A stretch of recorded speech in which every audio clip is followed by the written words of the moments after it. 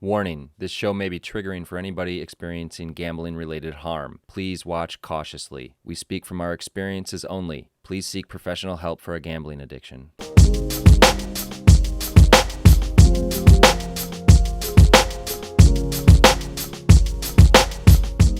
Hi, I'm Christina, and I haven't placed a bet since March of 2021. And I'm Brian, and I haven't placed a bet since July of 2014. And this is the Bet Free Life. Christina, how has your week been in recovery?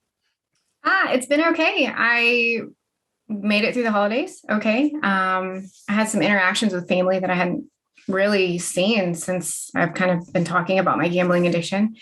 So that was a little bit interesting, but I was able to mend some fences over the holidays. I was pretty proud of that. That was a good feeling. Health in my family we've had some ups and downs, but everybody seems to be on the mend now. And so happy about that. That's good. I did struggle with some urges though. Over the weekend, I put it out in our recovery group just to kind of keep myself accountable, because I've been telling a lot of people lately, I haven't struggled with urges because I haven't until right after Thanksgiving. And I think it wasn't so much, I knew I wasn't going to gamble. It wasn't so much like I have to go gamble. It was kind of like, and I know nostalgia is not the right word, but it was almost like I had so much gambling association with the holidays that it almost felt weird that I wasn't gambling through the holidays, if that makes any sense. But I managed to stay busy and work myself through it. And I'm doing pretty good, feeling pretty good. How are you? How are your holidays? I'm glad you moved past the urges. That was when I saw those messages, I thought, oh, I feel like we've just talked about this and here we are, but I'm glad you made it through. Me too. My holidays was good. Ate. My family got sick. So I'm not sick, though, so I'm healthy. Epic Risk Management put on a symposium before the Sports Betting Communities Expo and conference that they do every year, every 6 months, every so often. And so I was a part of a panel on that with Jeff Wasserman, who I do the podcast with, and Craig Carton, who hosts a radio show about gambling addiction, but also a Monday through Friday radio show on sports, and who's a person of note. And so we spoke on a lived experience panel where we got to address people in the industry directly. And I thought it went well. I thought it went very nice. Epic put on a hell of a good show and brought up a lot of good conversation points. So I'm glad that the conversation was at least happening. And I got to be fancy for a few days and wear a suit with an unbuttoned fancy shirt on. So it was a good opportunity. And I'm sure you can there's a couple articles written online about it. We can post them with this, but I also launched my website finally after years of doing a podcast, and it's, I'll just tell everybody, it's called endgamblingharm.com. I thought it was a great title. So I used that. I was surprised I guess I'm not that surprised that it was available really. And we'll link. It's a great website. Now. And I'm off social media. So that's where I will be, is on my website. And we've linked these videos on there as well. So I'm excited about that. But even more so exciting, our guest today, from the All Bets Are Off podcast, as well as Deal Me Out CIC, Ryan Pitcher is here. Ryan has lived experience as well. Ryan, welcome to the Bet Free Life. Hello. Thank you very much. Thanks for having me, guys. I almost said welcome to the podcast because I'm so used to saying that. Ryan, would you tell everybody about your gambling story, from sort of how it started to how you entered recovery? Going back to the beginning, I grew up in I was born in a city called Lincoln in England, and I grew up in a town called Gainsborough. Not a very nice place. It was, gun crime, knife crime, etc. And everything was fine in my childhood, although a single parent family, quite hard, living well below the poverty line. And when I was around 7, my mother invited someone into her life, into our life, mine and my brother's, and suffered quite a lot of abuse, let's say, in his care, and it sort of sent me off the rails a little bit, as you would probably expect, and soon found myself homeless when I was 16, and I turned to gambling when I was 17. So I was going in betting shops and bookmakers, putting on my football bets, although underage. I was doing it responsibly at that time. However, very quickly got addicted to fixed odd betting terminals. And yeah, from there, it was 15 years of hurt, pain, just committing crime, lying, stealing, all sorts of scams. And in the start of the first lockdown, my family found, let's say, just the extent of the harm, the poor mental health state that I was in, the suicidal ideation, all the scams that I'd been pulling, including with family members. Yeah, it was either I entered recovery or I ended up in prison, which I probably should have gone to prison, to be honest, or I followed through with taking my own life. But fortunately, I chose the former, and I've not looked back since, really. So my last bet was the 22nd of March, 2020. So yeah, about, what's that, 20 months is it into recovery now? And it's been quite a ride since, let's say. And you, like Christina, shortly there after entering recovery, decided to start talking about it. Yeah, absolutely. So I originally joined Twitter because I didn't really know what to do. I thought I was quite alone. I wanted to reach out to people who understood me. So I started following loads of people and started listening to your podcast, in fact, Brian.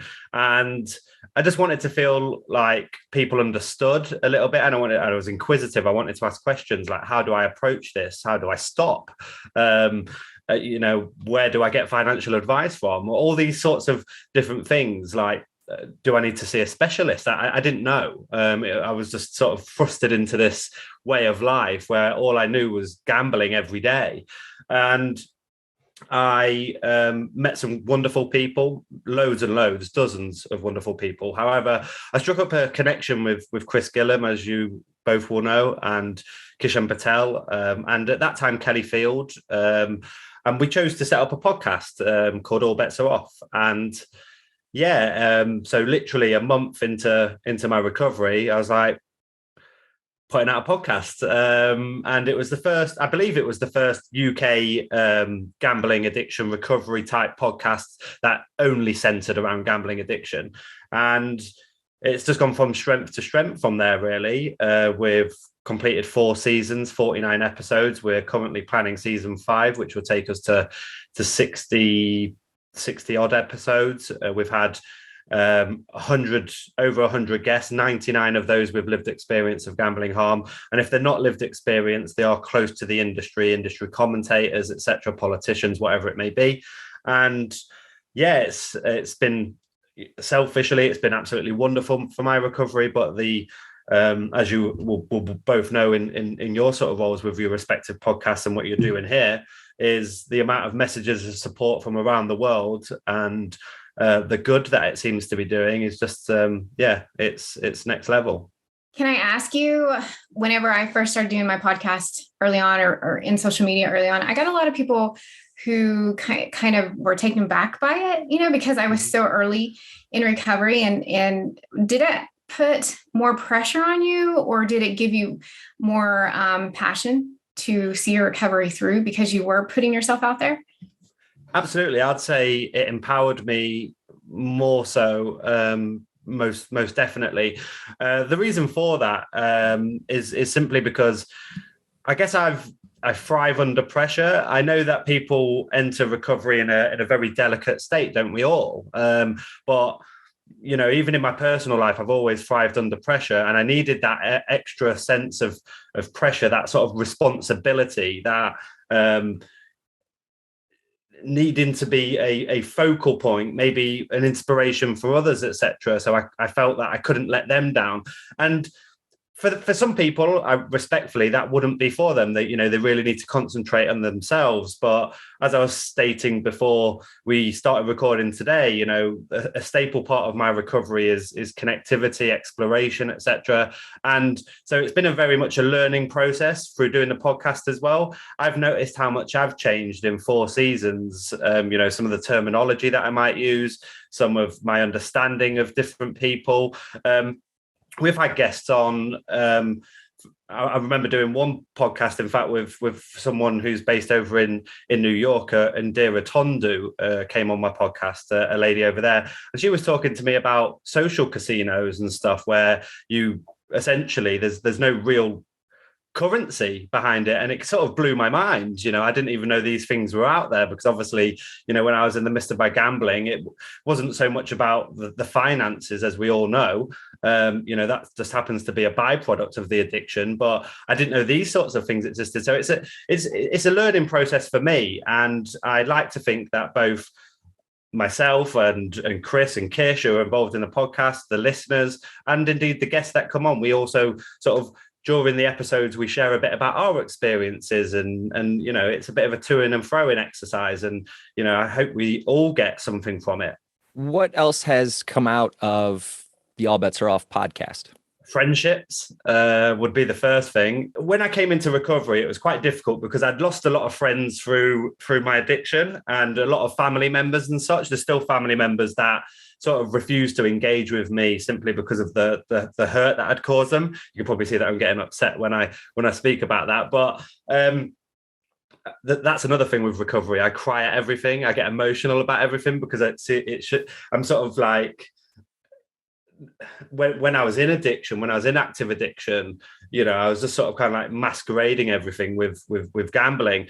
But friendships is the key thing, and I say that because for a number of reasons. I lost a lot of friendships through my addiction, and then when I came into recovery, all my friends gamble, and some, I'd say quite a few of them excessively, and so it was extremely difficult. I had to sort of kind of like make my own way and rediscover and kindle new friendships, and that's what I've tried to do. So lots of people that I see now are very much in the same boat as myself, that are on this recovery journey. A lot of people, in fact, quite recently, a lot of people keep going, "You've traveled around a lot recently, Ryan," and almost as a bad thing. And I'm like, well, I need this. I need this. I need to go around. I need to chat to people that are in recovery. These are my friends. These are the friendships that I've built up.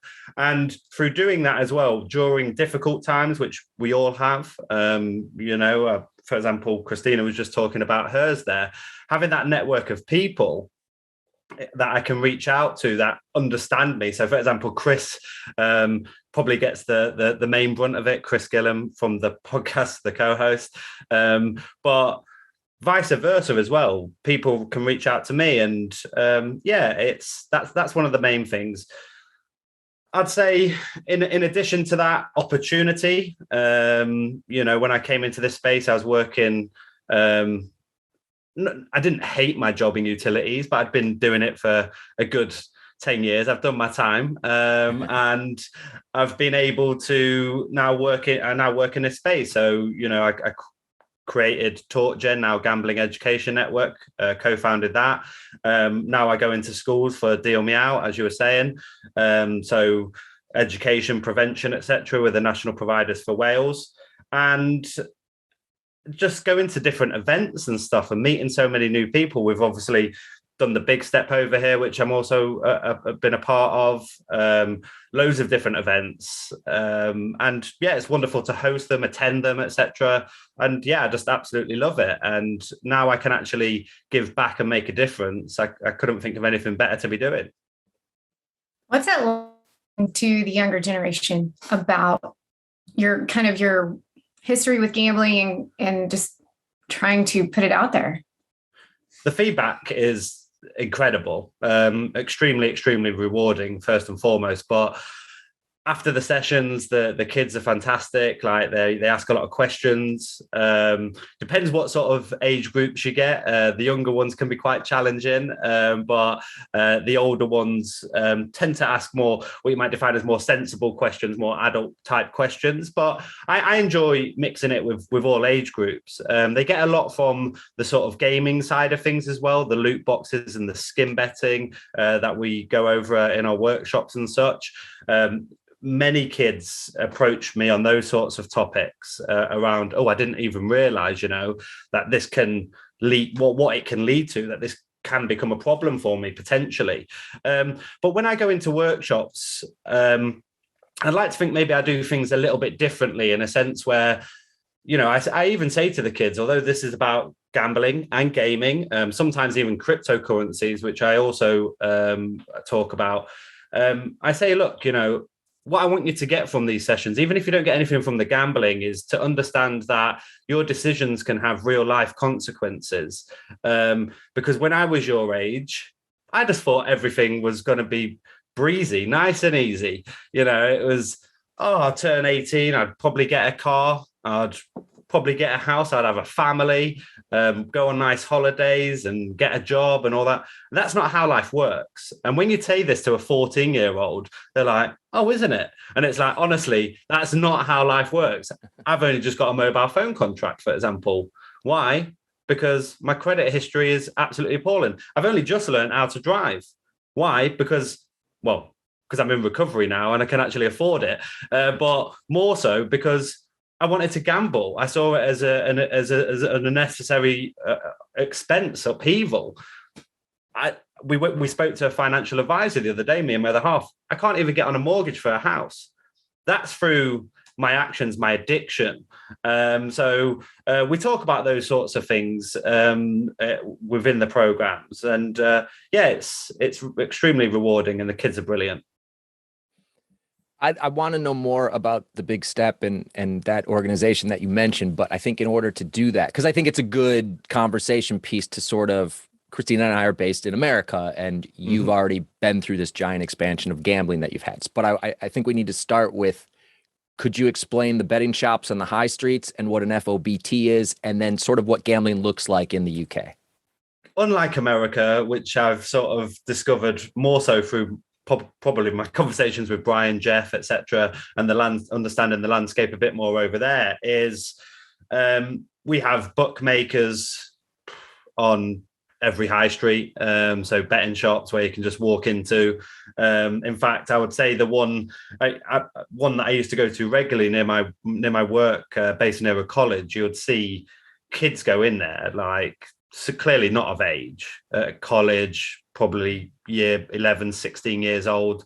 And they would be going in there and not being challenged, mainly because they're on minimal wage, the shop attendants, and the bit of knife crime around there as well. They're probably thinking, I can't be bothered with that. But yeah, fixed op betting terminals is the terminology. So FOBTs, fixed op betting terminals. So these are machines that you can just walk into a bookmaker. So as well as having all the sports betting functions, the football, the horse racing, dogs, virtuals, etc., is you can play these machines in there, I guess, like mini arcades. And they have various games from slots through to roulette and table games, etc. I've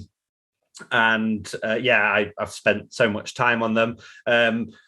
Back in the day, only up until about a couple of years ago, 2.5 years ago, you could gamble up to £100 a spin on a roulette table just on the high street, so you could just go in there.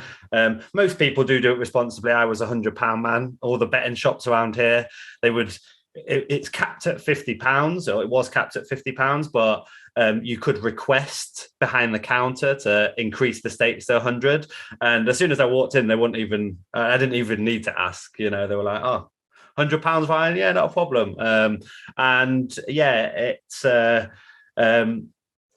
Strangely enough, although I agreed with the £2 restrictions on the fixed op betting terminals, the FOBTs, is that change, that flick of a switch, really, in terms of things that were going on in bookmakers, that really propelled my online activity. Personally, although I would bet on anything, if there was a snail race, I was on it. When it comes to slot machines, I'd never played online slots at all until the fixed op betting terminals were reduced down to £2. And then it's almost like I needed to find a new fix. So I went online and I started watching slot streams, started jotting down games that I could play. I was like, oh, yeah, that looks good. And when I was playing a fixed op betting terminal, there were times, I don't wish to mention figures here, and it's not about the money here when I mention these figures, but there were times when, because the jackpots were only £500, so if I was sort of 15, 16, 1700 pounds down and I'm playing the roulette table, I know that I need about 3 or 4 of my numbers to come in back to back to back. And so that's unlikely. So my brain sort of said to me, even though I was, in active addiction, oh, Ryan, like, you need a bit of a miracle here to get out of trouble. Let's walk away. And then I'd probably go on horses and stuff like that. The problem with online slots, my brain didn't tell me that. Why? Because I could play whatever stake I wanted to. It was always one more bonus. So I could be £5,000 down, 6,000, 7,000. I was like, I'll increase the stakes. Oh, I'll just play for another bonus. You never know. The next bonus could be 1,000x. And so my brain couldn't compute that. And so the levels of harm, not just financially, by the way, in fact, the biggest levels of harm that I suffered from the slot machines is the psychology behind it, like what it did to my brain. Even in recovery, that was the hardest thing. I felt in recovery, in the early stages of my recovery, and I've been very honest about this on my podcast, I actually used slot streams. I don't advise this to anyone whatsoever, and I certainly vehemently against it. In the very early stages of my recovery, I used slot streams to wean my way off. Now, the reason why I wouldn't advise that is because obviously it's like a little devil on your shoulder, constantly chirping away at you, sort of kind of like, come back in. And I'm like, I didn't want to go back in. And it was only after I spoke to a guest that I happened to find on Twitter who was basically done the same thing for 3 years. And almost simultaneously after the recording, when we had Dr. Luke Clark come on and explain more of the sort of psychology behind it, we both stopped doing that. And it's the sort of post-traumatic stress of the online slot machines was next level, something that I wouldn't wish on my worst enemy, to be honest. I was asked at the conference I was at, somebody said, so are you cold turkey or do you still do a bit of gambling? And I had just told them that I hadn't placed a bet in 7 years. And I said, I'm in recovery, but they still thought that meant, oh, do you still dabble? And I guess that's the mentality that we are dealing with the industry, is trying to get them to understand us better. And so I was a little shocked at that. Well, that's the difference between, sorry, I didn't mean to interject there. I mean, for example, the difference between when I'm going into a school, for example, is I'm not telling people not to gamble. I'm not anti-gambling. I'm basically making them, it's awareness and prevention to make sure they don't want to follow a similar path to me. However, when someone approaches me for support, for example, of course, needless to say, we all have to, promote an abstinence-based approach. It's the only way that works for us, and we couldn't do anything less.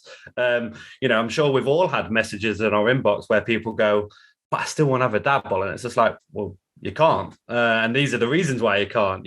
You've got a problematic relationship with gambling. You can't pick and choose. You can't ebb and flow. That's not how things work.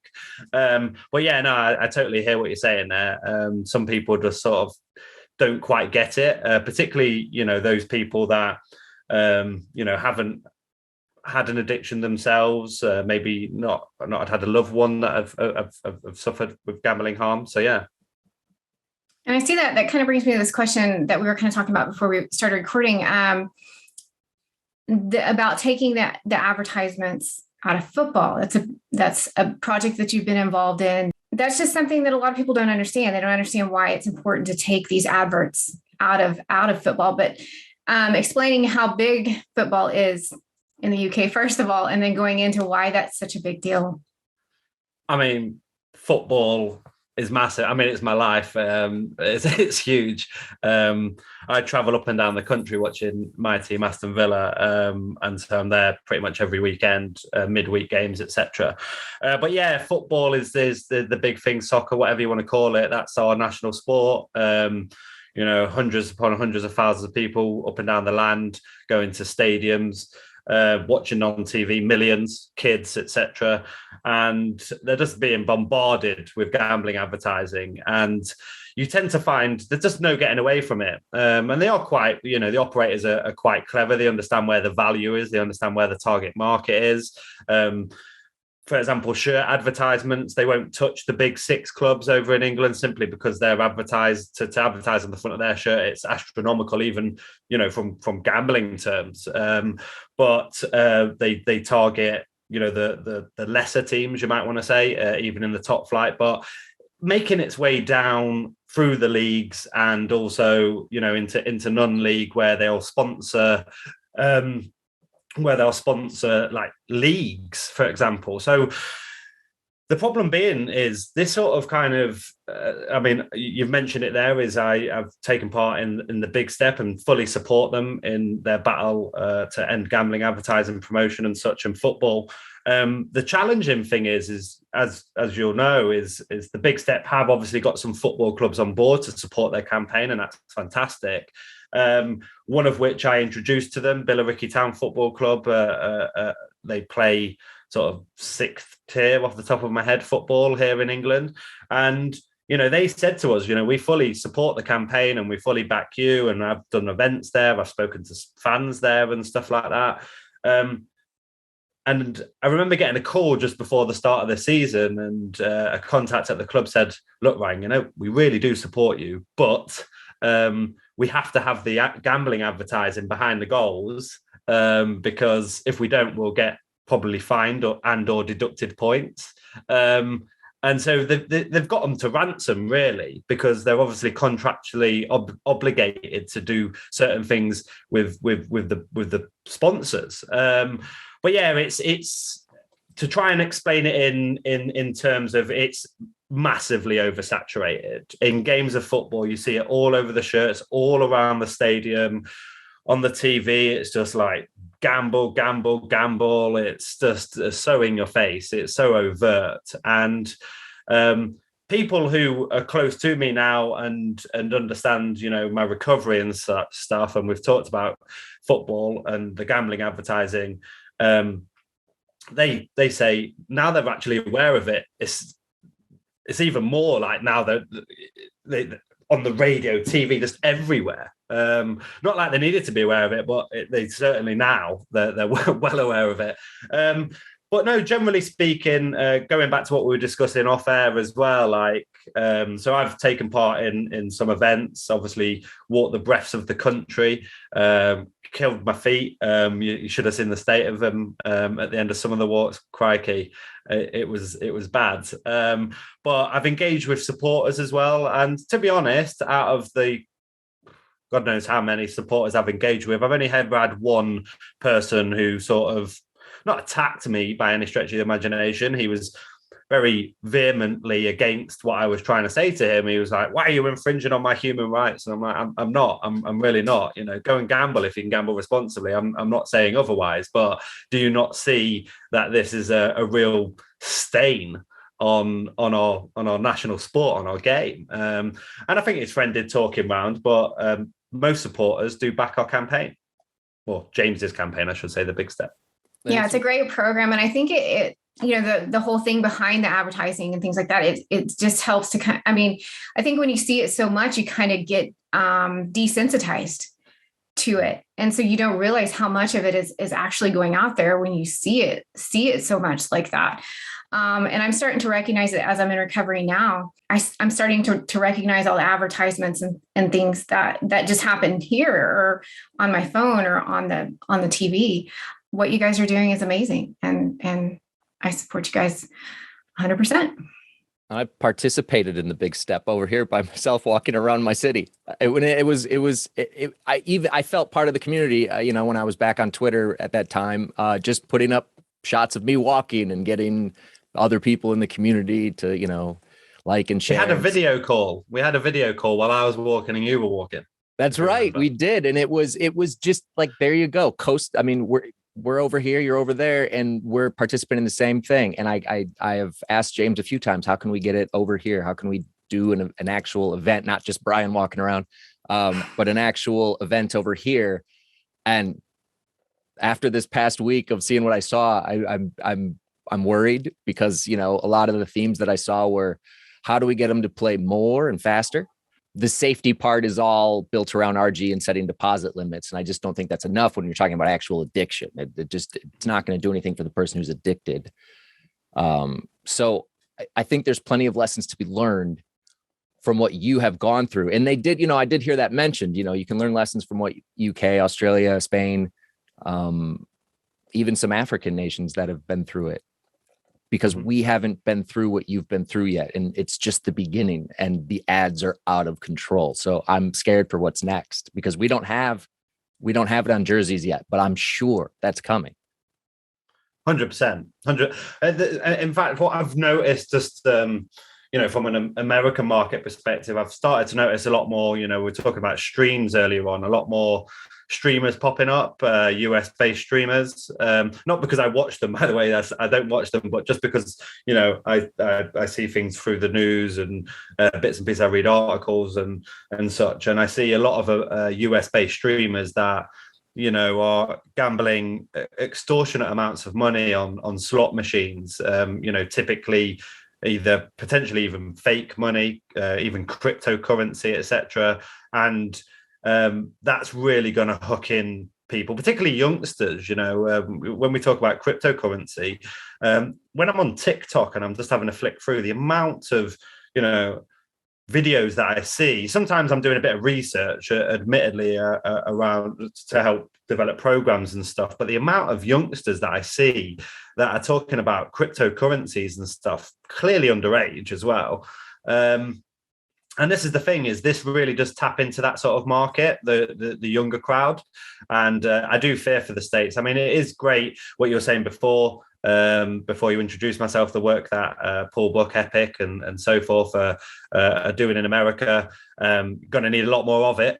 Trust me. It's once what I would describe as the liberalization of gambling sort of came over here with the online and,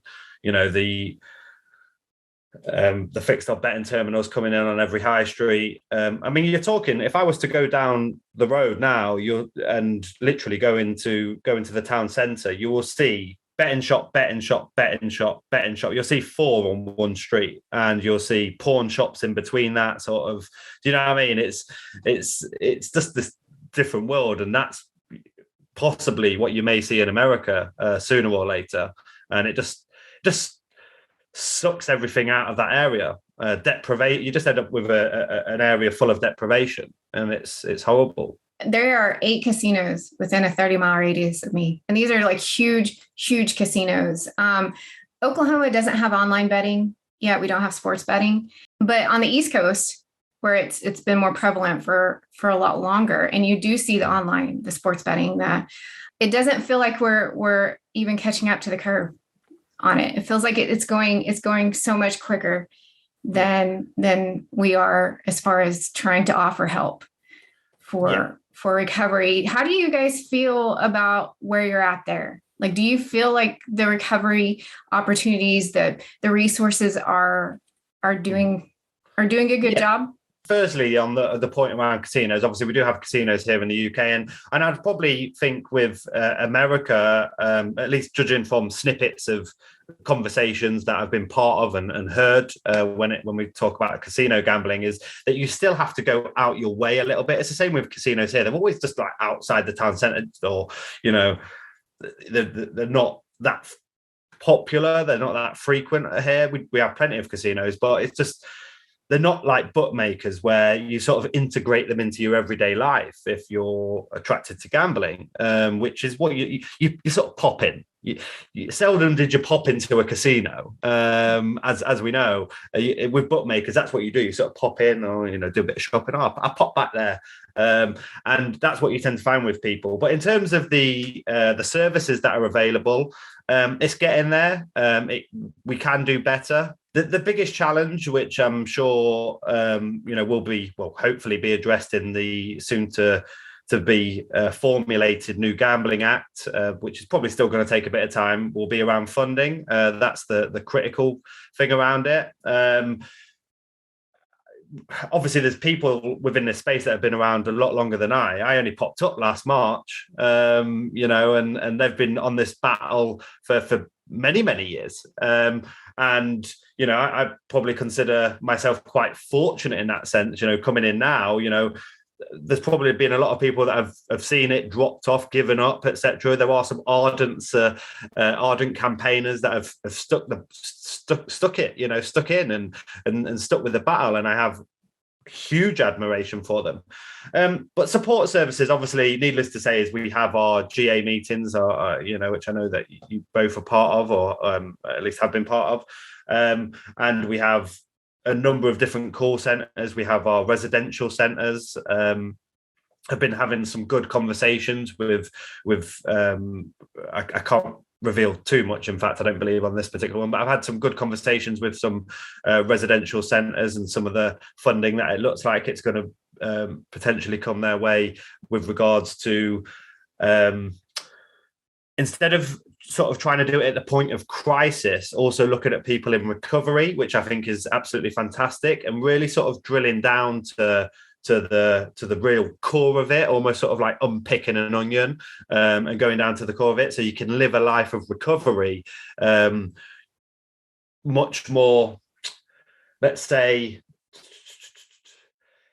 I think a lot of people go into recovery. I'm not saying that this is wrong, by the way, when I say this. A lot of people sort of kind of go with that whole sort of live each day, you know, it's a daily battle. You know, to me, that's not recovery. I don't like that.